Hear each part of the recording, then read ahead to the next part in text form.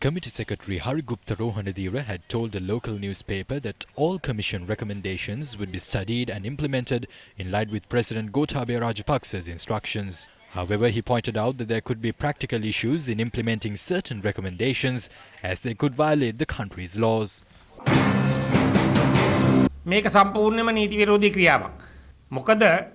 This is illegal.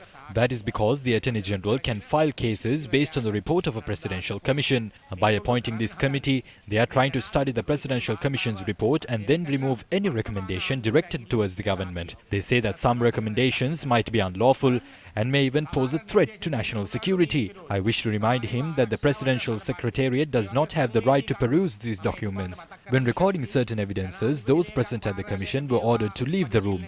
The evidence provided by the wife of Zahran directly points fingers at the government. At the same time, the individual identified as Sara is in India. She knows all matters surrounding the attacks. Why aren't steps being taken to bring her down to Sri Lanka? They are trying to conceal evidence. That is very clear. දේශපාලනඥයෝ පත් කරන්නේ මේකේ සාක්ෂි හංගන්න. ඉතාමත් පැහැදිලි.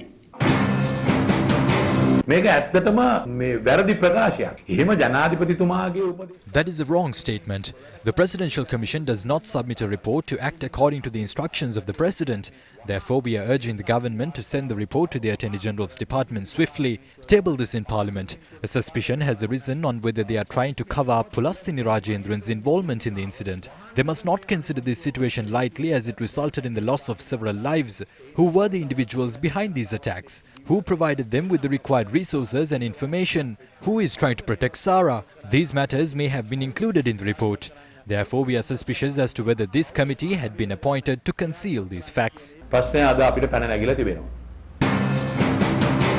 මේ ප්‍රහාරය වළක්වා ගත හැකිව තිබියදී වළක්වා Who failed to prevent the attacks from taking place, although it could have been done?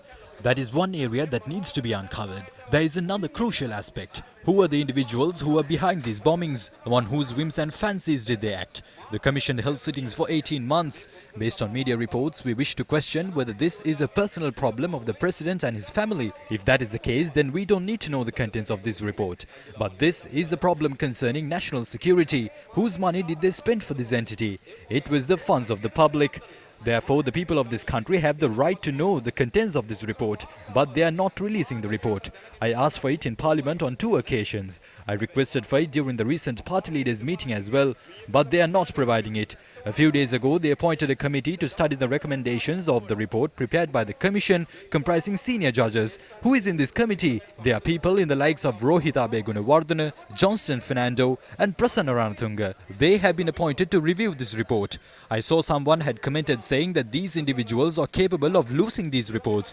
They are capable of removing certain sections of the report. This shows that the government has an intention to conceal the perpetrators and the masterminds behind the attacks. This is similar to trap guns that are made in villages in a discreet manner.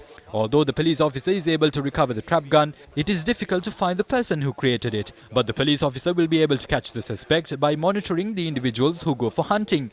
Who was harping on the April 21st attacks during the last 1.5 years? We all know who used the April 21st attacks during their entire election campaign and their political activities as well. නේද පාස්කු ප්‍රහාරයේ දඩේම කරේ තියන්ගේ කවුද කියලා අපි කවුරුත් දන්නවා.